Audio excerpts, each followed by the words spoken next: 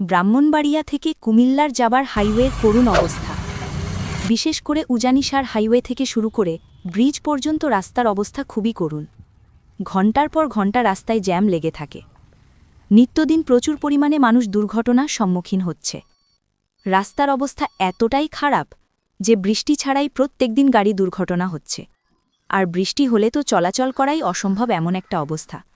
স্থানীয় লোকদের কাছ থেকে জানা যায় যে রাস্তার কাজ কিছুটা হওয়ার পর সরকার পরিবর্তনের মাধ্যমে পুরোপুরি কাজ এক ধরনের বন্ধ হয়ে আছে, যার কারণে রাস্তার মধ্যেও আশেপাশে প্রচুর পরিমাণে ধুলাবালি উড়ে বেড়ায়, যে কারণে যাত্রী ও আশেপাশের মানুষজন চলাচলের খুবই কষ্ট হয়। বর্তমানে ধীরগতিতে রাস্তার কাজ চলতেছে। মাঝে মাঝে একজন বা দুইজনকে দেখা যায় নামমাত্র কাজ করতে। মানুষের দুর্ঘটনা আর কষ্টের শেষ মনে হয় আর হবে না। সবার মনে একটাই প্রশ্ন, এর শেষ কোথায়?